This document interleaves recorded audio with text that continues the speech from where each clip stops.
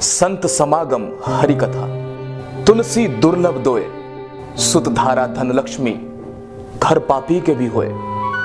संत मिलन को चालिए, तज माया अभिमान, जो जो पग आगे बढ़े, कोटन यज्ञ समान। भारतीय संस्कृति में संत के समागम और हरि कथा को दुर्लभ माना गया है।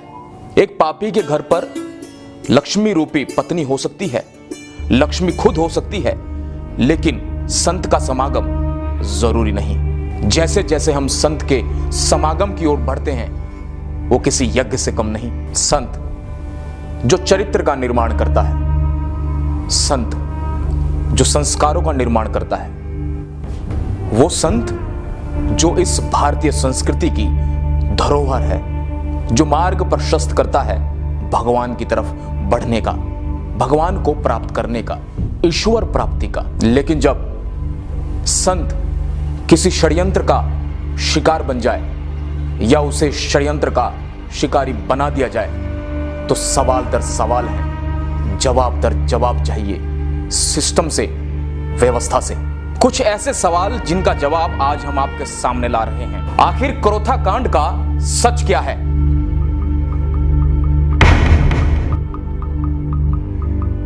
संत रामपाल और उनके अनुयायियों पर कराए गए हमले का मास्टरमाइंड कौन था? गुरुजी और मैं दिन रात क्रोथा के आसपास घूमे और सरकार के ऊपर इतना दबाव बनाया कि सरकार ने पुनः उसको यहां आने से रोक दिया।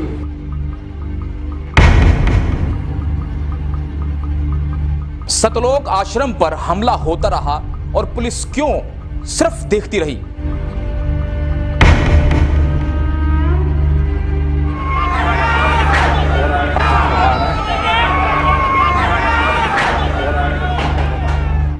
पुलिस ने मीडिया कर्मियों को घटनास्थल का दौरा क्यों नहीं करने दिया? कैमरे छीनकर तोड़ दिए गए। हरियाणा के तत्कालीन मुख्यमंत्री ने हमला करने वालों को क्यों 50,000 का इनाम दिया? इसके विपरीत आश्रम के निर्दोष लोगों को जेल में क्यों डाल दिया गया?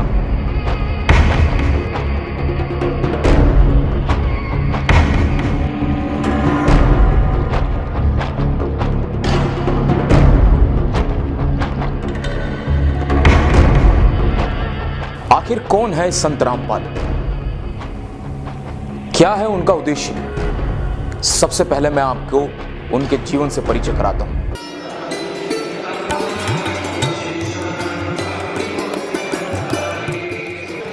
आधुनिक संतों में जन्मे कबीरपंथी संत रामपाल का जन्म आज से 65 साल पहले 8 सितंबर 1951 को गांव धनाना, जिला रोहतक, हरियाणा में हुआ।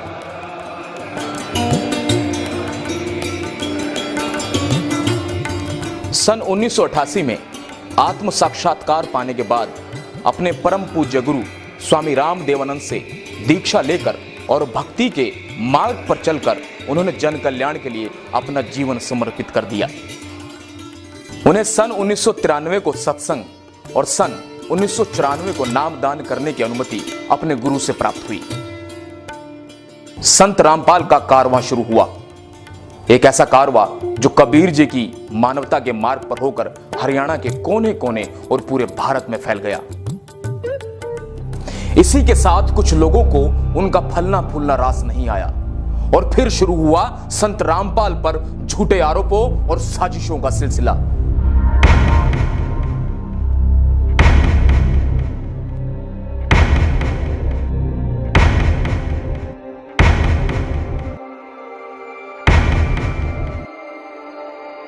और आगे जो है, आगे भी विचार हमारे दृढ़ निश्चय है, इसी प्रकार की कोई आने चाहिए।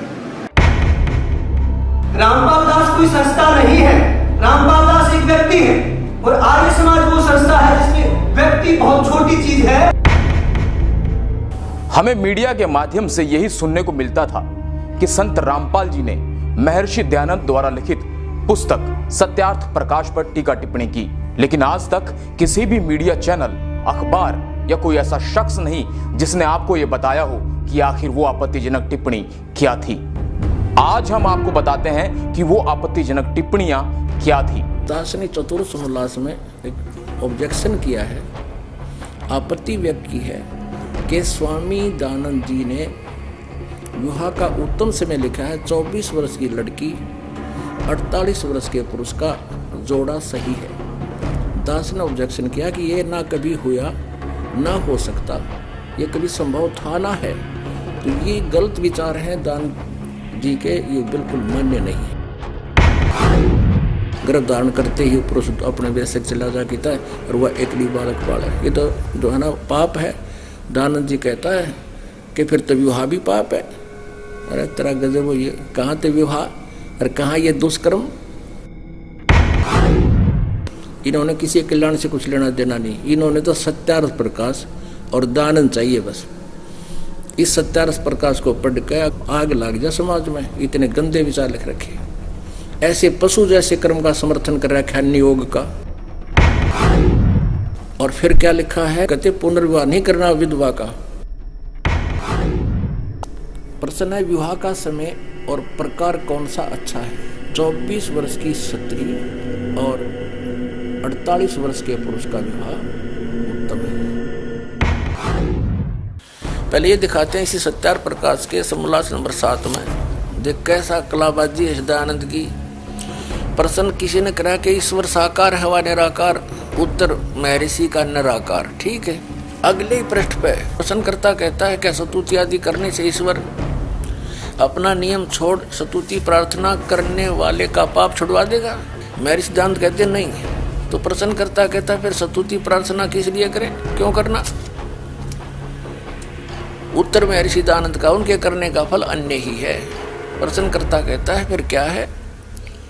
महर्षि दयानंद उत्तर देता है स्तुति से ईश्वर में प्रीति, उसके गुण कर्म स्वभाव से अपने गुण कर्म स्वभाव का सुधरना, प्रार्थना से निरभिमानता उत्साह और सहायता मिलना, और उपासना से परब्रह्म से मेल और उसका साक्षात्कार होना।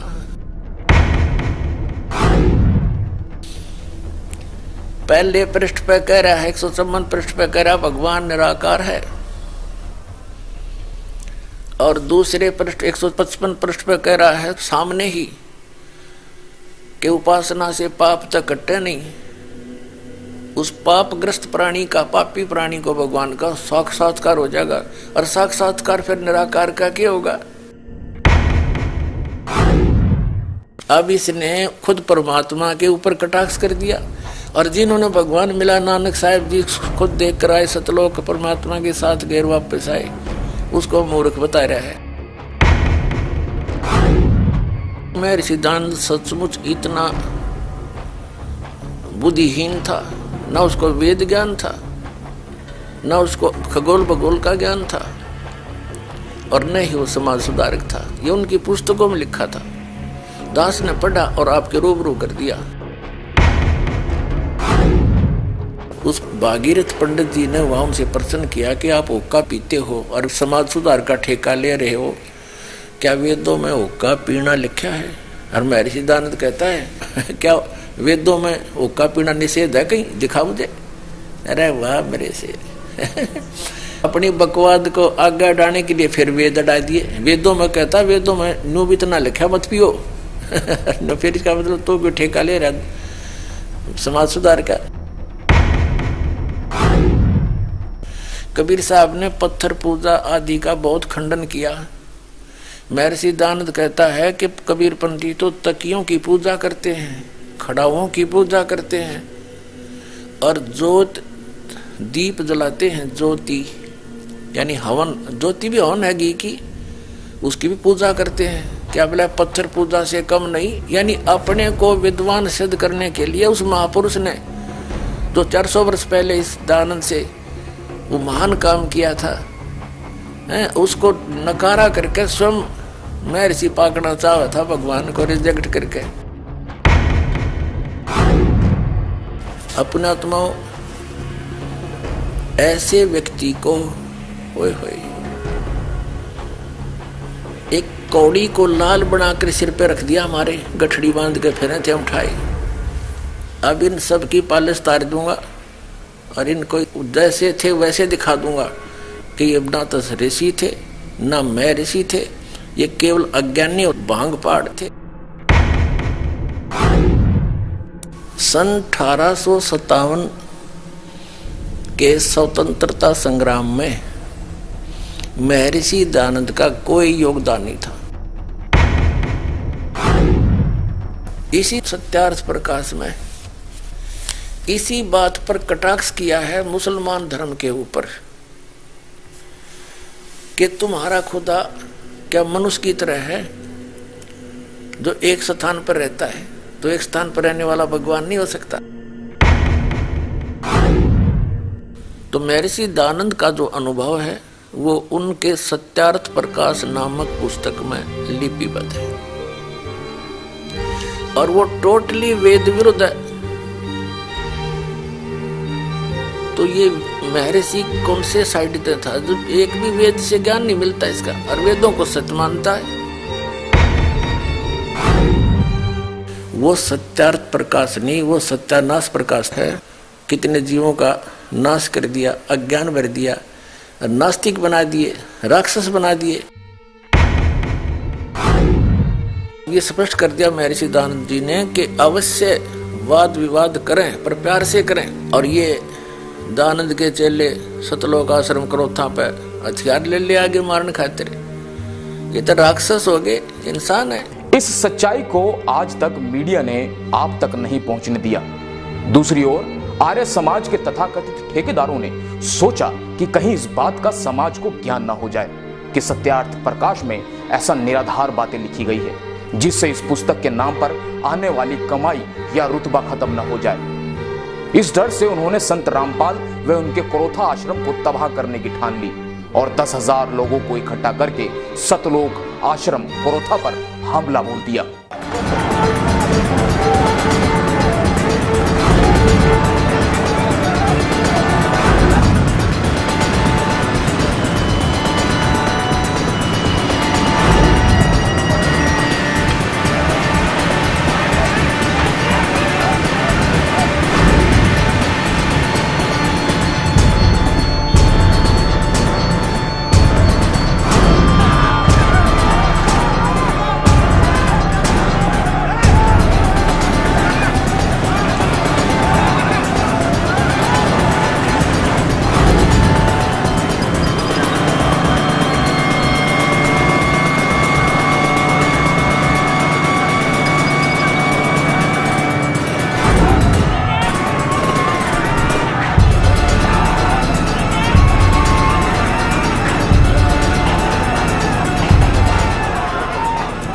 अब आपको दिखाते हैं किस तरह से सतलोक आश्रम पर कब्जा किया है और पुलिस मूक दर्शक बनकर अभी भी देख रही है।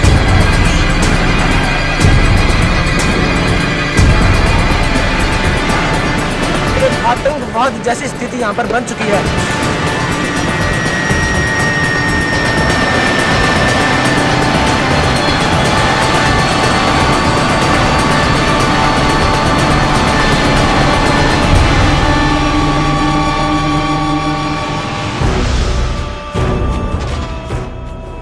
इस संत के ज्ञान का उत्तर ज्ञान से न देकर लाठी व बंदूकों से दिया गया।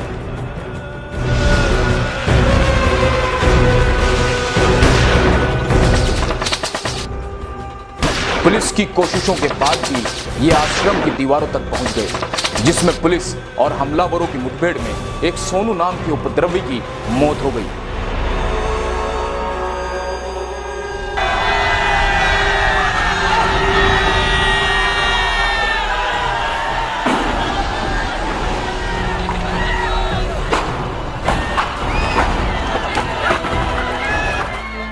अब आश्चर्य की बात यह है कि जिसके घर पर या आश्रम पर हमला किया जाए उसी को जेल में डाल दिया जाए और जिस व्यक्ति की मौत हुई उसका कसूरवार भी संत रामपाल जी को बना दिया जाए और सतलोक आश्रम क्रोथा को सील कर दिया जाए।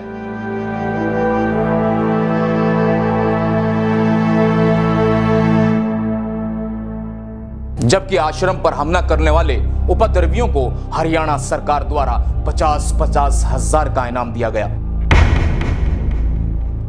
हरियाणा सरकार ने सिरे से नकारते हुए अपने राजनीतिक स्वार्थ को सिद्ध करने के लिए आश्रम संत रामपाल को देने से इंकार कर दिया, जिस कारण हरियाणा सरकार पर अदालत की अवमानना का केस बना। इसके बाद सुप्रीम कोर्ट ने भी संत रामपाल के पक्ष को मजबूत मानते हुए उन्हें आश्रम बाइज्जत लौटाने के आदेश दिए। और जो सुप्रीम कोर्ट के आदेश हैं जिसके अनुसार कब्जा बंदी छोड़ मुक्ति ट्रस्ट का है, तो सुप्रीम कोर्ट के आदेशों की पूरी पालना की जाएगी। 21 महीने बिना किसी अपराध के, बिना किसी सबूत के जेल में रहने के बाद संत रामपाल की जमानत हुई। किसी तरह फिर से अपने अटूट भक्तों श्रद्धालुओं के साथ संत रामपाल ने बरवाला में अपना आश्रम बना सत्संग करना शुरू किया। आप परमात्मा पे विश्वास रखना। संत साधु कभी किसी का बुरा नहीं सोचते, ना करते और ना ही सोचना चाहिए। परमात्मा से कोई चीज छुपी नहीं है। यदि हम भगवान से डरने वाले हैं और हम परमात्मा कबीर जी को परमात्मा मानते हैं तो भगवान वाले काम किया करता है। आपने बहुत शांति रखनी पड़ेगी। उन दुष्टों का तो नाश होया पड़ा है, उनका तो पतन हो रहा है। वो चाहते हैं कि आपका भी नाश कर दें झगड़ा वगड़ा करके। आपने जो संयम दिखाया 9 अप्रैल सन 2013 में करोथा के अंदर, मेरी आत्मा गदगद कर दी। बच्चों, तुमने साधुता दिखाई। और आखिरकार 7 अप्रैल 2013 को सतलोक आश्रम वापस मिल गया, लेकिन संत रामपाल पर केस लगातार चलता रहा।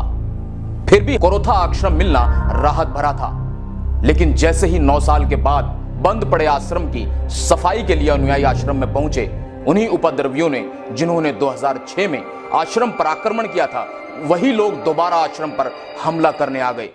अब फिर से वो कोर्ट के माध्यम से आ रहा है, तो जिसकी लाठी उसकी भैंस, ये सीधी सी बात है। जिसके पास ताकत होती है सरकार उससे दबती है। केवल यहां मत कहे कि हम क्या करेंगे, भाई ये करना चाहिए वो करना चाहिए, बस करें, करके दिखाएं।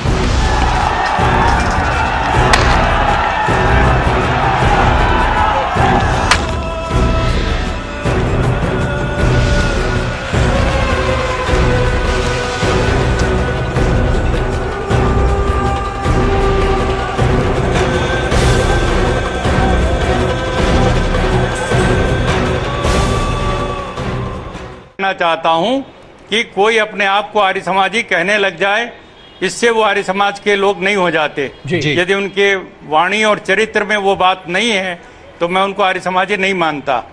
जिस प्रकार की भड़काऊ भाषा बोल रहे हैं, जिस तरह का भड़काऊ काम वो कर रहे हैं, कानून अपने हाथ में लेकर, और सरकार के लिए एक धर्म संकट पैदा कर रहे हैं। सरकार क्या करे?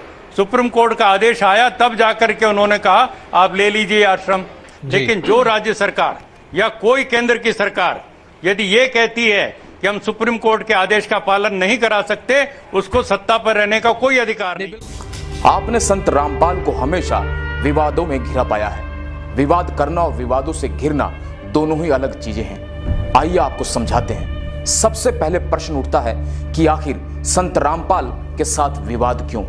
तारीख 18 नवंबर 2014 का वो काला दिन जिसने पूरे हिंदुस्तान को ही नहीं विश्व को ये सोचने पर मजबूर कर दिया कि आखिर एक बीमार संत को गिरफ्तार करना इतना जरूरी क्यों हो गया कि 40,000 से ज्यादा जवान उन्हें गिरफ्तार करने पहुंच गए। क्या एक संत को मेडिकल रिपोर्ट देने के बावजूद कुछ दिन की मोहलत नहीं दी जानी चाहिए थी? जबकि सब जानते थे कि रामपाल लगातार 8 साल से सैकड़ों बार अदालत में आए हैं। कई बार उनकी हाजिरी माफ भी हुई, लेकिन अब की बार ऐसा क्या हुआ कि सारा सिस्टम ही संत के खिलाफ खड़ा हो गया? आखिर क्या किया संत रामपाल ने? आखिर क्या किया राष्ट्रीय समाज समिति ने? उन्होंने मांग की थी कि जजों की जवाबदेही तय हो, हिंदुस्तान में चल रहे सभी अदालती मामलों की वीडियो रिकॉर्डिंग हो, उनके ऊपर लगे सभी आरोपों की सीबीआई से जांच हो। राष्ट्रीय समाज सेवा समिति ने अपने साथ हो रहे 8 साल के अत्याचारों का सारा खुलासा किया उन 3 किताबों के द्वारा जिनके नाम थे न्याय की गिरती गरिमा, सच बनाम झूठ, भ्रष्ट जज कुमार्ग पर, जिसमें हिंदुस्तान की न्याय व्यवस्था को तार तार करने वाले कुछ काले चेहरे शामिल थे। मीडिया में प्रचारित किया गया कि संत ने अपनी एक फौज तैयार की है, कमांडो तैयार किए हैं, जबकि यह सरासर झूठ था। आज तक एक भी ऐसा प्रमाण नहीं मिला सरकार को जिससे कि यह सिद्ध हो सके, जबकि सरकार ने निर्दोष उन लोगों को कमांडो का नाम देकर जेल में डाल दिया जो किसान थे, मजदूर थे, विद्यार्थी थे, जो अपने ऊपर किए जा रहे अत्याचार के विरोध में काले कपड़े पहने हुए थे, हाथों में सफेद झंडे लिए हुए थे। उन निर्दोष लोगों को सरकार ने कमांडो फोर्स का नाम देकर जेल में डाल दिया और अंग्रेजों से भी बदतर सलूक किया। क्या करते थे पहले? खेती करते हैं, डंडे लिए हैं, अपने कपड़े काले कपड़े पहने, क्या मकसद है इसका? इसका तो कोई मकसद नहीं, इसमें क्या कपड़े तो कैसे भी हो, उसमें कोई वो नहीं इसका।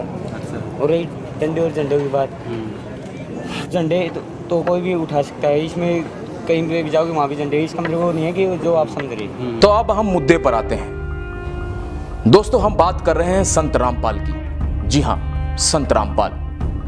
आपके मन मस्तिष्क में कुछ ऐसी छवि घूम रही होगी जिसको आपने मीडिया में देखा होगा। दोस्तों, सच मानिए, आपको सच से कोसों दूर रखा गया। आज आपको हर एक सच से हम रूबरू कराएंगे। हमने भ्रष्ट जजों की शिकायत की। क्या इस देश में भ्रष्ट जजों के खिलाफ शिकायत करने का अधिकार नहीं है? और अगर शिकायत के अधिकार को अवमानना में डाला जाता है तो क्या जिनके खिलाफ हमने शिकायत की थी उनके खिलाफ क्या एक्टिविटी की? लेकिन आपका तो इसका जवाब कौन देगा? सिर्फ एक पक्ष पे कार्रवाई करना दादागिरी है या आदेश? कानून क्या कहता है? न्यायालय को वो करना होगा जो संविधान कहता है। न्यायालय की दादागिरी नहीं चलेगी, न्यायालय को कानून से काम करना पड़ेगा। अगर आप न्यायालय जाके किसी की शिकायत करते हैं तो न्यायालय का कर्तव्य है, संविधान के तहत न्यायालय है, न्यायालय संविधान से ऊपर नहीं है। लेकिन ये मामला जो है वो तो अवमानना का मामला है, वो कोर्ट ने पेश नहीं हुए, वारंट कर दिया, ये तो अवमानना का मामला है ना। इसमें अवमानना का मामला बनाया गया है और बनाया हुआ मामला मन मर्जी का होता है, वो संविधान के तहत नहीं है। गैर कानूनी काम जज अगर करे तो वो कानून नहीं होता। आपने जज के शब्दों को कानून कैसे मान लिया? अगर एक जज गलत आदेश पारित करता है और दूसरा जज उस आदेश को रद्द करता है, इसका मतलब क्या हुआ कि जो पहले आदेश थे वो गैर कानूनी थे, और गैर कानूनी आदेशों को मानने के लिए हम बाधित नहीं हैं। पहले ये साबित करो कि जिस पक्ष की हमने शिकायत की थी उस पक्ष पर क्या कार्रवाई हुई और क्यों नहीं हुई, और हुई तो क्या हुई, उसके बारे में नहीं कोई सोचता। इतना बड़ा जनसमूह जज के खिलाफ खड़ा है, जज अपनी कुर्सी बचाने के लिए हमारा शोषण करना चाहते हैं, हमें दबाव में डालना चाहते हैं। ऐसे क्यों दबाव में आ जाएंगे हम? क्या हम संविधान नहीं जानते, या संविधान जो जजों की बपोती है वो जो बोलेंगे वो कानून नहीं है? अखबार में और जज में डिफरेंस है। लेकिन बाबा रामपाल पर तो पहले से भी बहुत सारे मुकदमे हैं, तो क्या फर्क पड़ता है? मुकदमा झूठा कोई भी कर सकता है। मैं आपकी शिकायत कर दूं, आप मुझे अपहरण कर रहे हो, मुकदमा हो गया, वो प्रूव होगा तभी तो बात है। आरोपी व्यक्ति को आप मुलजिम नहीं कह सकते, आरोपी हैं। आरोप तो किसी में भी हो सकता है। आरोप का मतलब क्या है? झूठे मुकदमे हमेशा उस व्यक्ति पर लगाए जाते हैं जो सिस्टम को जानने की कोशिश करता है, बताने की कोशिश करता है। आप भ्रष्टाचार को खत्म करने की कोशिश करो, क्या होगा आपके साथ? आपके ऊपर झूठे मुकदमे होंगे। वही सच्चाई को ऊपर लाने के मेरे गुरुजी ने हमेशा पहल की है, और उस पहल के तहत कुछ मुकदमे दर्ज हो गए तो उससे मेरे गुरुजी आरोपी थोड़ा हो गए। साथियों, ये किसी एक व्यक्ति का काम नहीं, ये गठजोड़ है भ्रष्ट नेताओं का, नौकरशाहों का, अफसरों का, जुडिशरी और मीडिया का। झूठ को इस कदर पेश किया जाता है कि हम उस पर विश्वास करने लगते हैं। आम आदमी इस झूठ को पकड़ नहीं पाता है। होता क्या है कि हम जो गलत है उस पर विश्वास कर लेते हैं और जो सच्चाई है उस पर पर्दा डाल दिया जाता है। जूनियर एडवोकेट आते हैं, हमारे गाड़ी के चालक आते हैं, उनको भी उठा के बाहर से ले जाके बंद कर दिया जाता है, चौकी में बैठा दिया जाता है। हरियाणा पुलिस किस तरह से पूरी तरह से बाइस्ड है, जिसे यही नहीं पता किसको गिरफ्तार कर रहे हैं, क्यों कर रहे हैं, बिना कारण के उठाया बंद कर दिया, उठाया बंद कर दिया। दोस्तों, बात यहीं तक सीमित नहीं है, और अगर हम भगवान को भी कटघरे में खड़ा कर दें तो शायद उस पर भी विश्वास कर लिया जाएगा। संत रामपाल जी के साथ भी ऐसा ही हुआ। उन्होंने राष्ट्रीय चरित्र का निर्माण किया और हमने उन पर क्या दिया ये आप समझ सकते हैं। उन्होंने सामाजिक कुरीतियों के खिलाफ आवाज उठाई और हमने क्या दिया ये भी आप समझ सकते हैं। उन्होंने सामाजिक विसंगतियों को दूर करना चाहा और उन्हें क्या मिला ये आपसे छुपा नहीं है।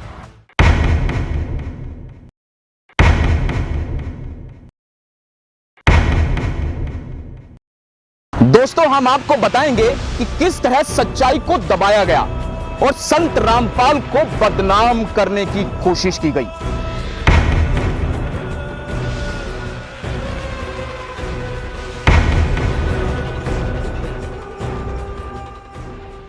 वो अपने आश्रम में हैं, उनका क्या ईगो, उन्होंने कह रखा जैसे स्वस्थ होऊंगा पेश हो जाएंगे। आप बताइए, देश में और भी केस चल रहे हैं, क्या नेताओं के लिए रिलैक्सेशन है कानून में और किसी के लिए नहीं? उनके केसों में इतनी जल्दी जल्दी सुनवाई पड़ी, कभी डेटें पड़ी, ये राजनीतिक षड्यंत्र था। ईगो संत रामपाल दास जी का नहीं, ईगो जुडिशियल सिस्टम और राजनीतिक लोगों का ईगो था। लोकतंत्र का चौथा स्तंभ मीडिया, वो मीडिया जो हम सभी को सच्चाई की राह पर ले जाता है, सच्चे तथ्यों से हम सबको रूबरू कराता है। लेकिन आपको बता दूं उस दिन क्या हुआ। हम ये नहीं कह रहे हैं कि सभी मीडिया हाउस झूठ की राह पर चलते हैं, झूठ के पुलिंदे पर बंधे हैं। ईगो वो तथाकथित मीडिया के लोगों का था, जिन लोगों ने उसको अपना बिजनेस और ब्रेकिंग न्यूज बना रहे थे, उसको ये उनका ईगो था कि हम ये करा के रहेंगे। ये हत्या का जिम्मेदारी उनके ऊपर आनी चाहिए। लेकिन सच्चाई यह है कि वहां गरीब लोगों, महिलाओं, बच्चों, बुजुर्गों सभी को पुलिस अफसरों ने पीटा और उन मीडिया कर्मियों को भी पीटा जो सच्चाई दिखाना चाहते थे।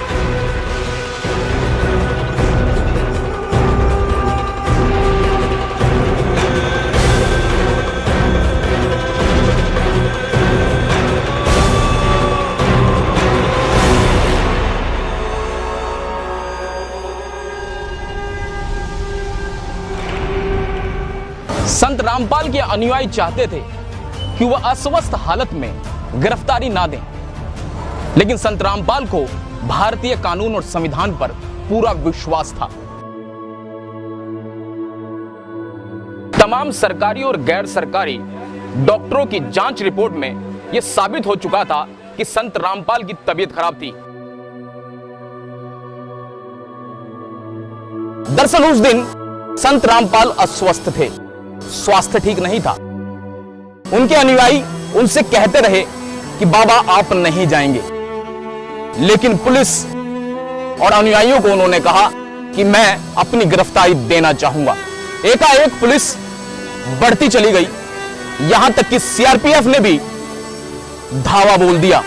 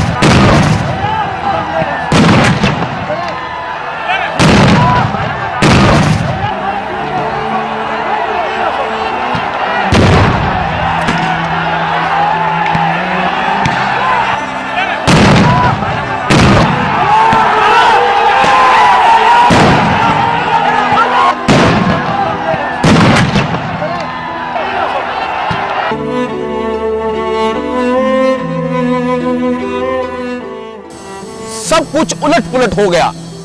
बच्चे, बुजुर्ग, यहां तक कि महिलाओं को खींच खींच कर बाहर लाकर मारा गया, पीटा गया।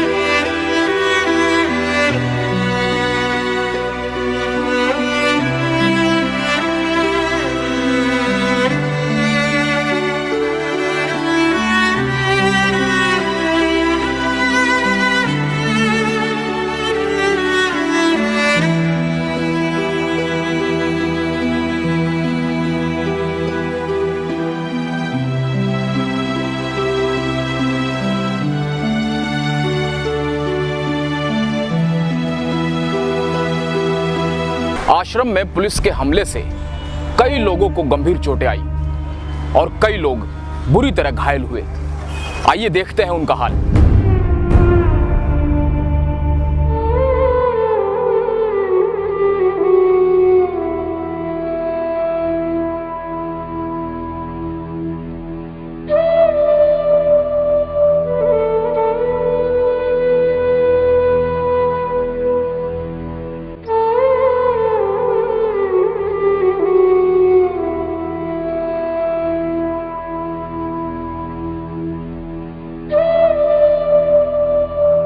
अब मैं आपको उन लोगों से मिलवाता हूं जिन्होंने अपनों को खोया, रूबरू कराता हूं उस दिन की हकीकत से।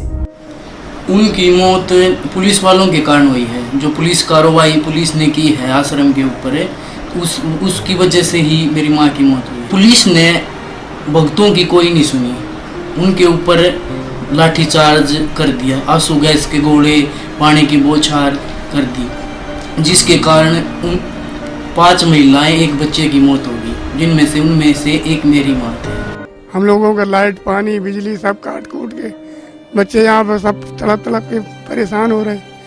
यहाँ पर कोई व्यवस्था नहीं, यहाँ पर मार मार के लट माइयों को गिरा के मारा। उसके बाद अब एम्बुलेंस भी नहीं आने दे रहे कि हम कहाँ ट्रीटमेंट करवाऊँ, क्या करवाऊँ, दम तोड़ दिए। पुलिस वाले आए, उन्होंने आंसू गैस के ऐसे जहरीले गोले छोड़े जिससे इनकी मृत्यु हो गई और हमने हाथ पैर जोड़े, बेहसे मत करो। बच्चों को बुरी तरीके से फेंका गया, पीटा गया, बहनों को बुरी तरीके से मारा गया। बच्चे, छोटे छोटे बच्चे और माइयाँ तड़प रही थी और दम घुट रहे थे उनके हम हाथ जोड़ते रहे, लेकिन उन्होंने कुछ नहीं सुनी हमारी। आखिर कौन है उन 5 निर्दोष बेगुनाह लोगों की मौत का गुनहगार? क्यों उनके साथ इस तरह बदतर व्यवहार किया गया जैसा लोग जानवरों के साथ भी नहीं करते हैं? ऐसा लग रहा था मानो अंग्रेजों की सरकार है, अंग्रेजों का कानून और अंग्रेजों की ही पुलिस। वो नृशंस हत्या ही कही जाएगी। क्यों अब तक भ्रष्ट अफसरों, वकीलों और जजों को कटघरे में खड़ा नहीं किया गया?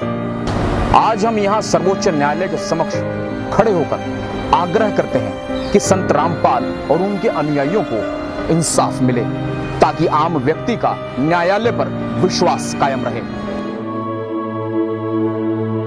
इस वक्त हम हैं दिल्ली के जंतर मंतर पर, जहां संत रामपाल के ये अनुयायी पिछले 2 साल से मीडिया, सरकार और अदालत से इंसाफ की गुहार लगाए हुए बैठे हैं। मैं 2 साल से जंतर मंतर पे बैठे हुए हैं और हमारा सरकार से यही अनुरोध है कि संत रामपाल जी महाराज पे जितने भी झूठे केस बनाए गए हैं उन सब की सीबीआई जांच होनी चाहिए। हम चाहते हैं कि इस केस की सीबीआई या एसआईटी से जांच करवाई जाए। We want justice, we want to live in peace. दिलचस्प तथ्य यह है कि खुद संत रामपाल ये चाहते हैं कि उन पर लगे हुए आरोपों की सीबीआई जांच हो, ताकि दूध का दूध और पानी का पानी हो जाए। इस दौरान रामपाल ने पुलिस प्रशासन पर झूठे मामले दर्ज कर उन्हें फंसाने का आरोप लगाया। रामपाल ने कहा कि उन पर बनाए गए सभी मुकदमे झूठे हैं और बेवजह तंग किया जा रहा है। वहीं रामपाल ने पूरे प्रकरण की सीबीआई से जांच कराने की मांग की है। वो सब झूठे बकवास है, इनकी मनगढ़ंत कहानियां हैं। समय आने दे, देखेंगे इनको। क्या आप सीबीआई जांच की मांग कर रहे मामले में? बिल्कुल करते हैं। सारे मामले झूठे, पहले झूठे बाद में झूठे कर दिए इन्होंने। देश करो, ऐसी नेक आत्मा जो बीड़ी चल पीते और उन पर देश करो, मामला गलत है, होगा सब गलत। हम संत रामपाल जी महाराज जी के शिष्य हैं और हमारे गुरुजी के ऊपर देशद्रोह का आरोप लगा हुआ है। फिर भी हमारे गुरुजी सीबीआई जांच की मांग कर रहे हैं।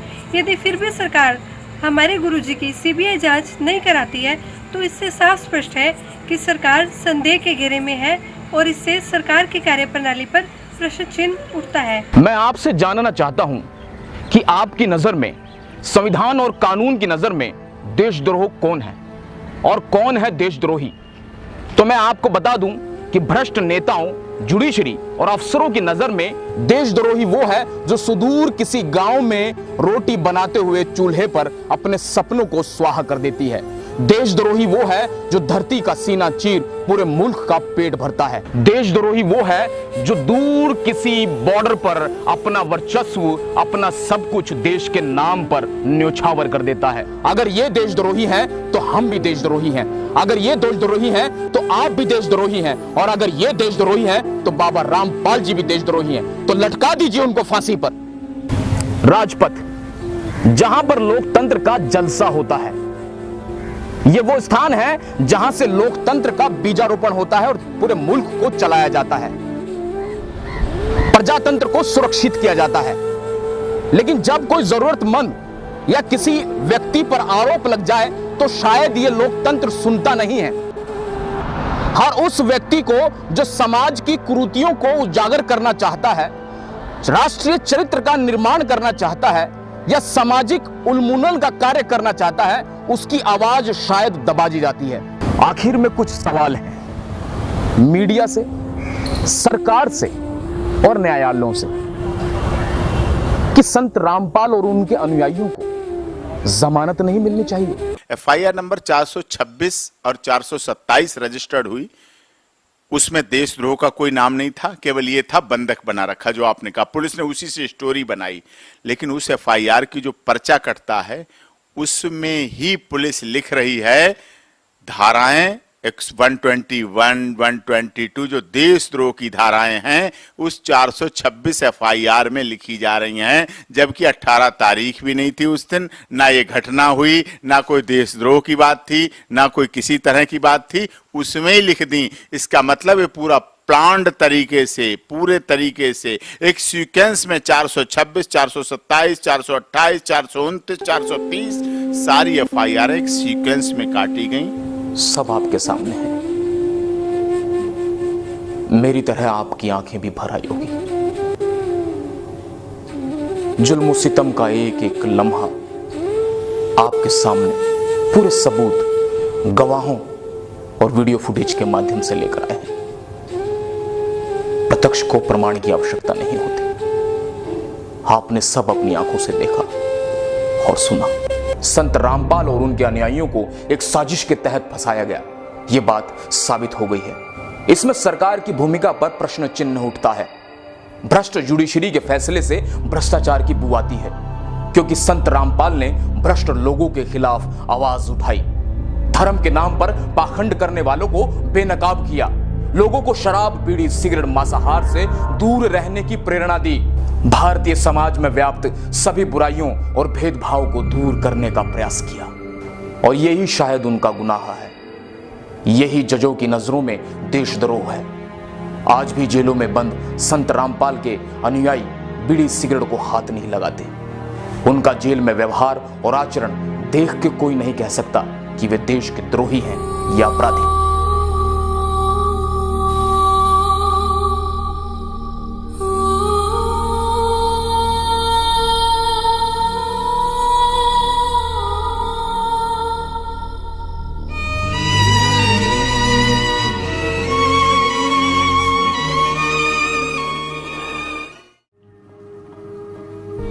दोस्तों, मेरे साथियों, आपने एक एक तथ्य को जाना, सत्य को परखा, सबूतों को पहचाना।